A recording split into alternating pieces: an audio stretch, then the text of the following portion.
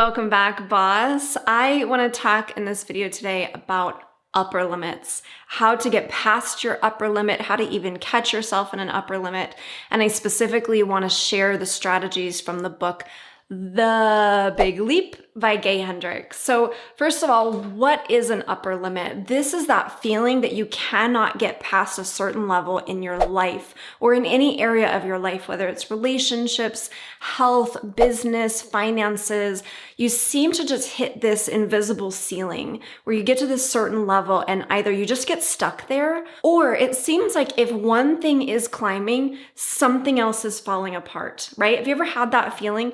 Comment below with falling apart if you've ever had that feeling of like, I'm just waiting for the other shoe to drop. Good things don't last. Like anytime I start to do good in one area, something else happens, and it makes us start to believe that we can't have it all, right? Or is it even worth it? Like, should I be striving for this level of success in my life and my health and my business and whatever, if it's going to cause all these other problems over here? Because we start to believe that it's necessary or that it's natural, that if you're putting a lot of time and attention into one thing, that everything else has to fall apart.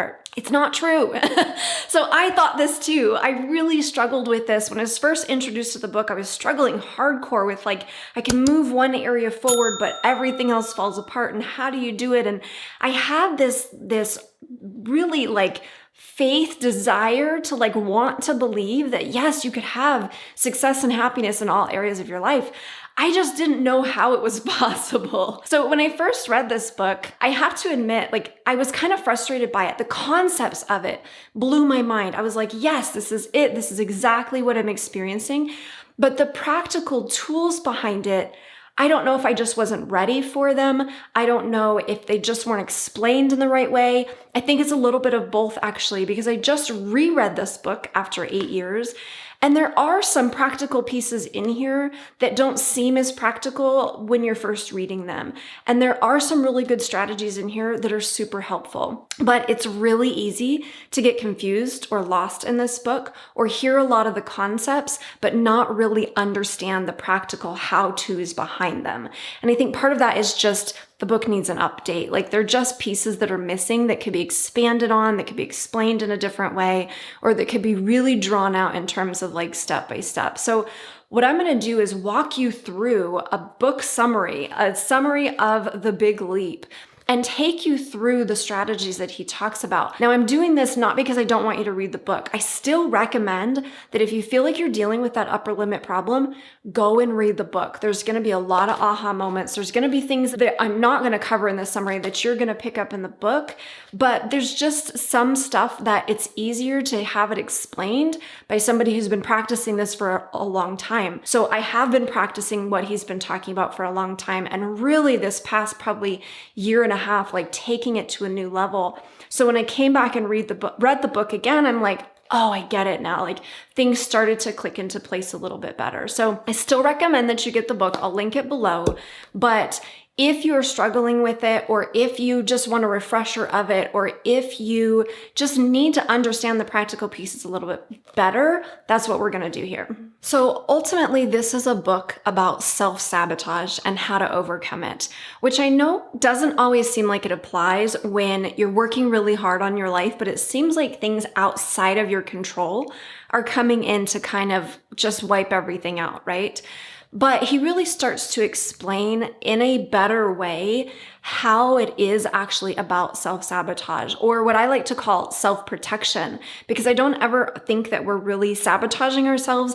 I think that we're trying to protect ourselves from some unknown, from some fear, from something that we're afraid, like an unintended consequence that we're afraid of creating. He also talks about it being either a form of punishment, like we're punishing ourselves, or a form of prevention. Again, like I was talking about with that protection, we're preventing something that we're afraid of. He describes in the book how ultimately we are creating the things that are leading to our lack of success in all areas of our life. And when I say success, I mean happiness, joy, fulfillment, abundance, whatever your version of a whole, well-rounded, successful life looks like, that in some way we are keeping ourselves from that out of what he calls 4 beliefs or 4 hidden barriers.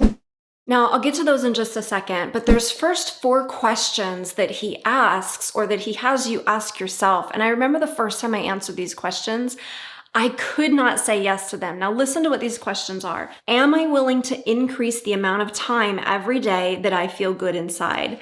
I could answer yes to that 8 years ago. Am I willing to increase the amount of time that my whole life goes well? That one freaked me out. It seems like it should be an obvious, but for a lot of people, when you really ask those questions of yourself, you're going to notice the emotions that come up, and that's going to be a big indicator for you. The next question is, am I willing to feel good and have my life go well all the time? And the fourth question is, are you willing to take the big leap to your ultimate level of success in love, money, and creative contribution? Now, I would love to hear from you guys. When you think about those 4 questions, what comes up for you? Do you have any level of resistance like I had? Now, this last time I was reading it, I was like, oh, hell yeah. Like, yes, let's do this. This sounds fun. But I keenly remember the first time I read it was like, what? No, that's not okay. That's dangerous. That's scary. And then my answers shocked me. I was surprised that I couldn't say yes to it. So I'd love to hear from you guys. Can you say yes to those 4 questions, or do you have any level of discomfort or resistance to it? Now, before we get into the 4 barriers or beliefs that keep us from saying yes, there's another question that he asks, or that he gives like a prompt for you to fill out.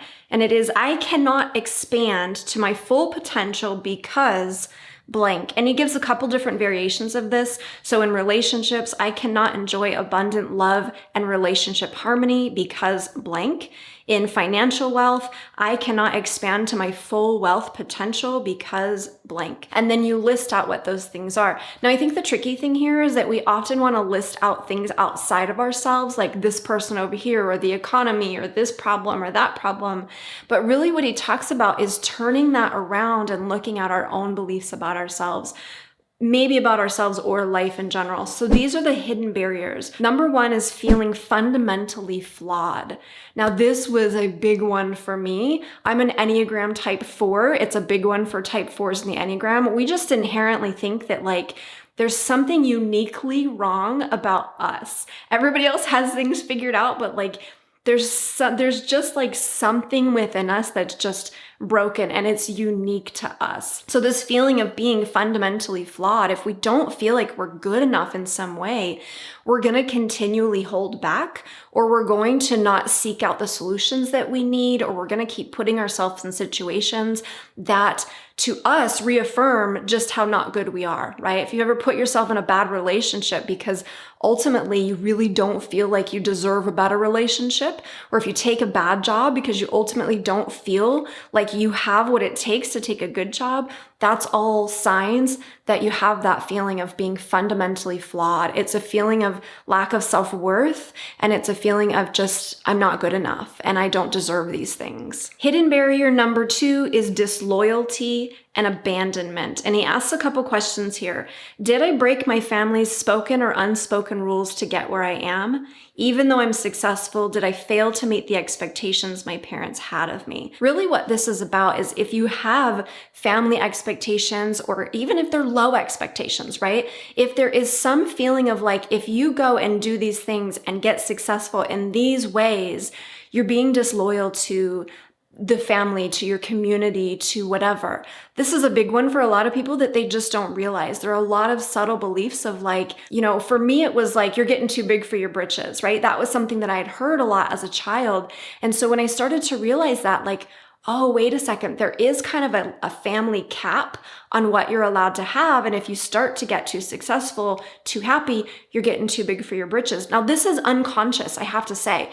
My family doesn't recognize that they're doing that. Your family doesn't recognize that they're doing that. But there tends to be a lid on our inner circles as to what we can do or how far we can go. And so this is a really common one because nobody wants to abandon the people they love, and nobody wants to feel rejected by the people that they love either. Hidden barrier number 3, believing that more success brings a bigger burden. How many of us can resonate with that one? This idea of like, More money, more stress, right? If my business grows, that means my responsibilities are going to grow. Things are going to get stressful. I just don't want that level of stress.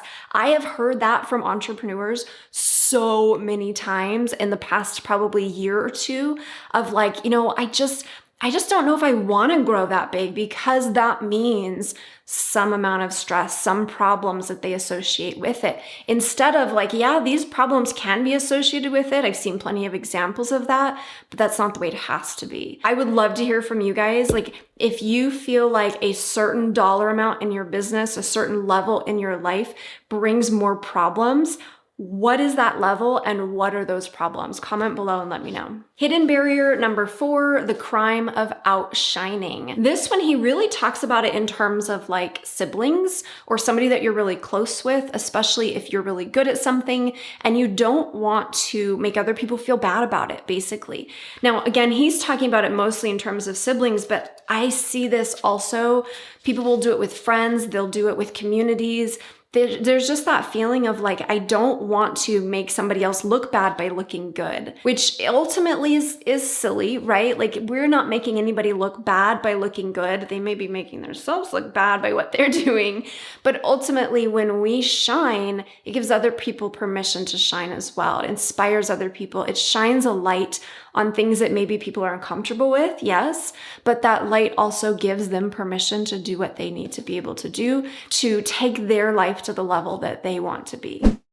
So now he talks about multiple ways to spot yourself as you are kind of hitting up against your upper limit, because what will happen is when we get to that upper limit, we will do things to pull ourselves back down again, right? It's kind of like a thermostat, and he describes that as well.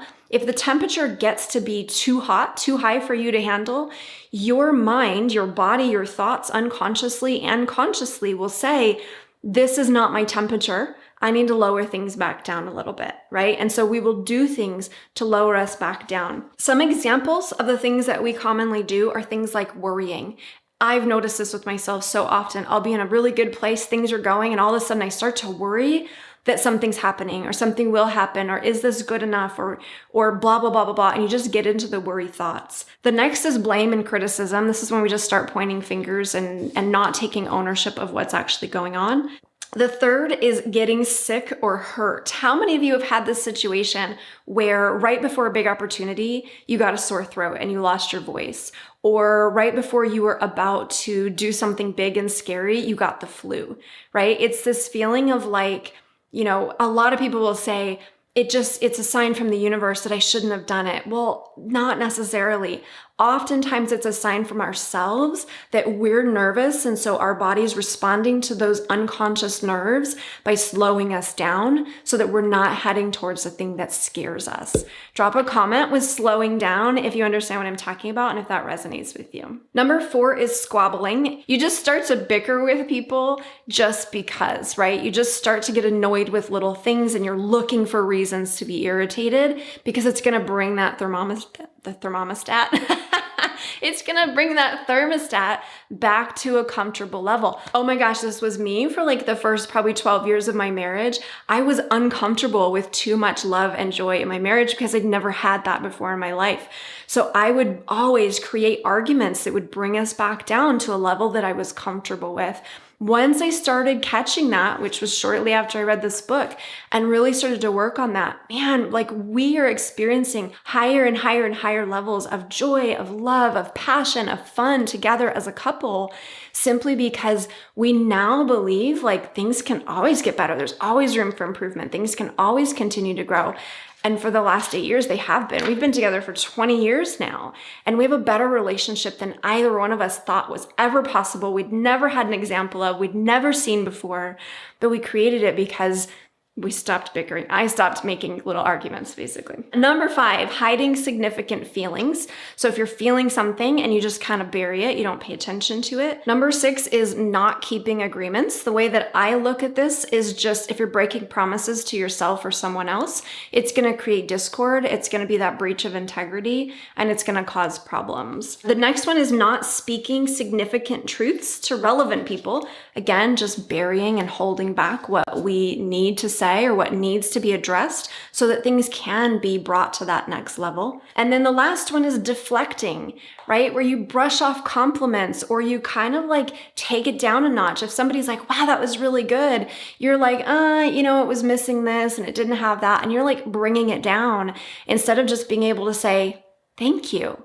I appreciate that feedback. Here's the other one that he didn't mention, but I find a lot in myself and I see it a lot in other people. Poor choices, right? When you have a big opportunity and the night before, I'm speaking from experience here, the night before you decide to go out drinking and then you feel like crap for that big opportunity, that's exactly what this is. It's an upper limit, right? You were hitting your upper limit of success, of opportunities, of joy, of happiness, of whatever.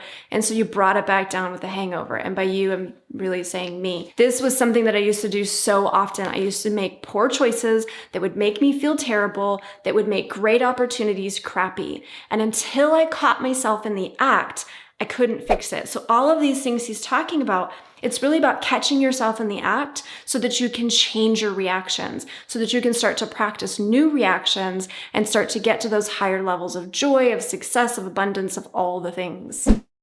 So that higher level of everything is what he calls your zone of genius. Now, there are actually 4 zones that we can hang out in. The first, he talks about being the zone of incompetence. This is the things that we do that we're not good at, that we don't love, and yet we keep doing them. We really want to catch ourselves in that zone of incompetence and find a way to get out of it. Whether that's just to let go of the things that we think we have to do, whether that's to outsource it, whatever it is, find a way to get out of your zone of incompetence as often as possible, like always. The next is your zone of competence. These are things you're good at, but you're not great at, and you probably don't have a passion for them, right? And that's why you're just competent at them. But you do them because a lot of times we'll say things like, oh, it's just easier for me to go in and get it done than it is to trust somebody else to do it or train somebody else to do it. And so we just stay in this level of competence. We don't really love it, but we can do it. We can get it done. The next is your zone of excellence. And he talks about this one being the trickiest because when you're in your zone of excellence, you're doing really good work. You're making a difference. You're seeing results. You're probably pretty passionate about it, but it is not yet your zone of genius. Because it's so good though, we can stay right there, right? It becomes that comfort zone. And so we stay there and we never get to that place of your zone of genius. Your zone of genius, the way that I describe it is like when you love what you're doing, when things are just flowing. If you've been in that state of flow, comment below with flow. It's this feeling of like things are just moving, they're coming together. And even when challenges happen, because you're in this altered state, you're in this place of just joy, love, trust, all the things, even the negative stuff that comes along, it just doesn't affect you in the same way because you're in your zone of genius. You're doing things that you love, that you're put on this planet for, that probably challenge you a little bit, but you just fall into them so easily. You could spend days doing them and not realize it's days. You can like stay up all night and not be tired because you're just being fed from the energy of what you're doing. But there's a zone of genius, not just to your work, to your business. There's a zone of genius to love and relationships. There's a zone of genius to health, right?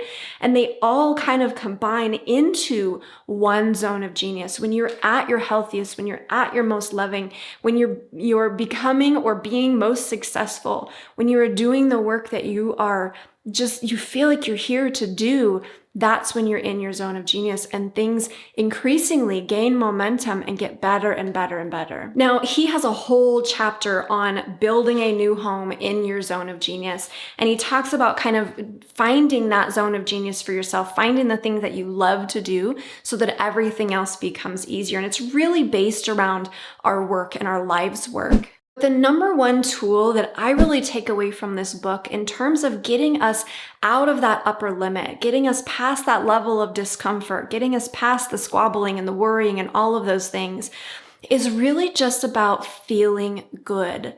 If we find ways to feel good, and if we start to stop feeling good and we stop what we're doing, find a way to feel good and then come back to it, we then just start milking those pleasant feelings. So what he talks about where, if you're starting to feel good, a lot of times the worry thoughts will come up or the doubts or something will start to sneak in.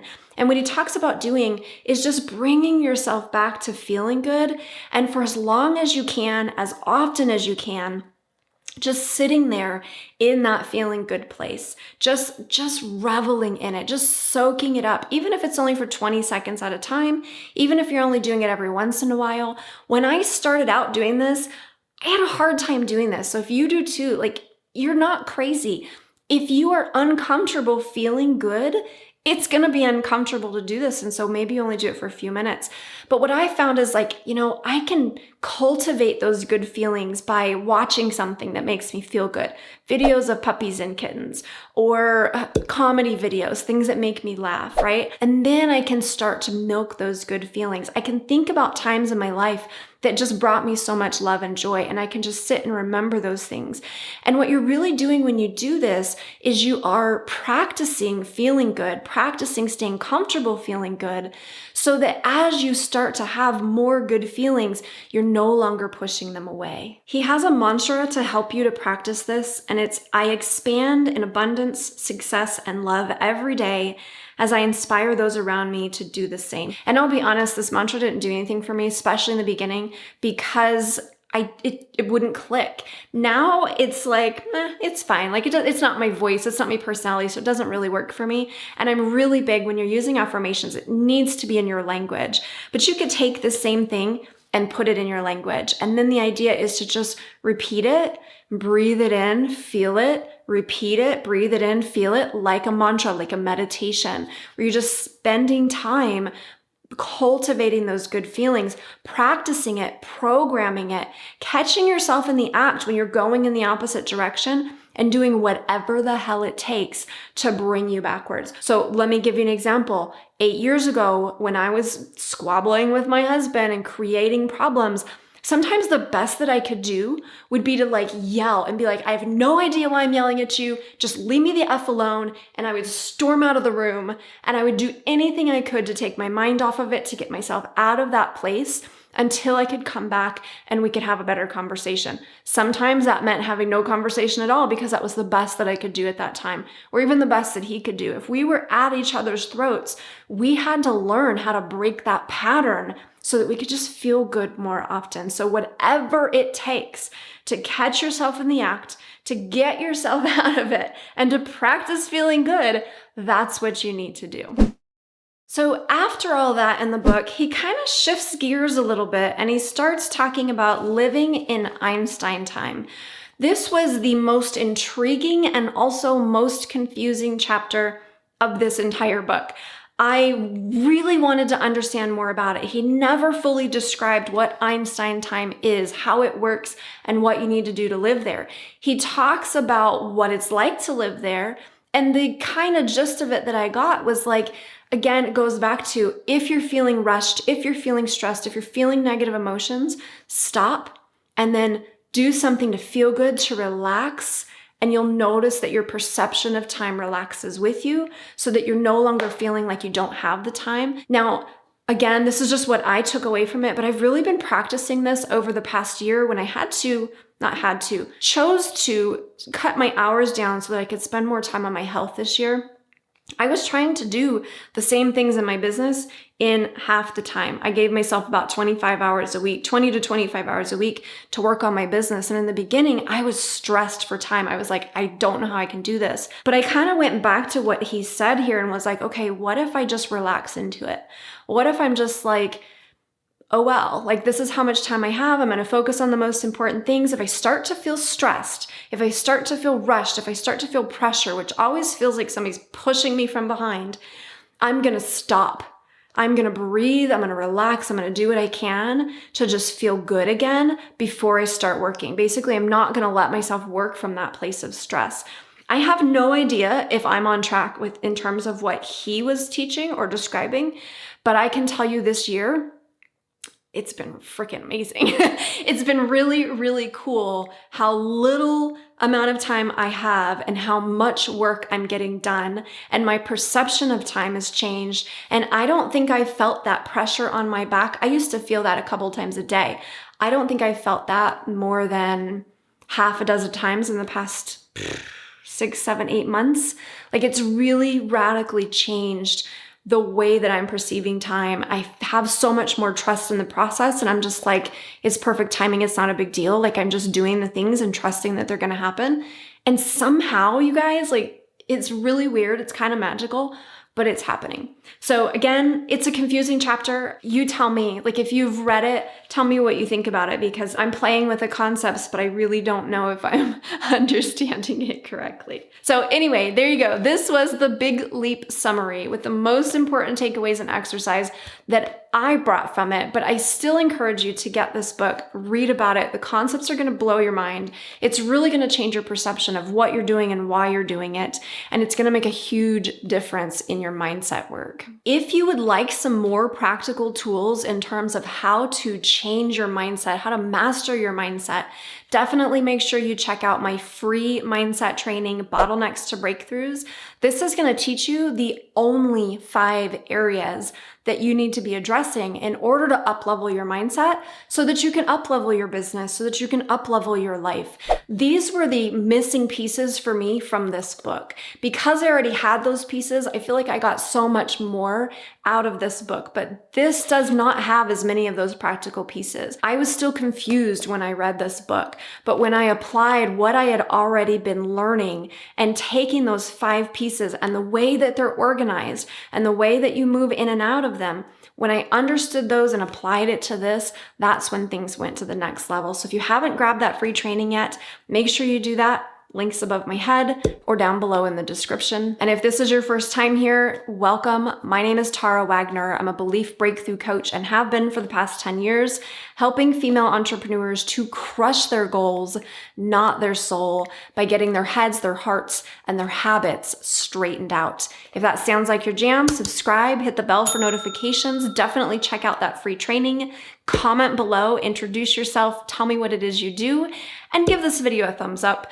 All of those things help me out a lot on this channel, as well as helping me to support you. So thank you so much for being here. I will see you in the next one.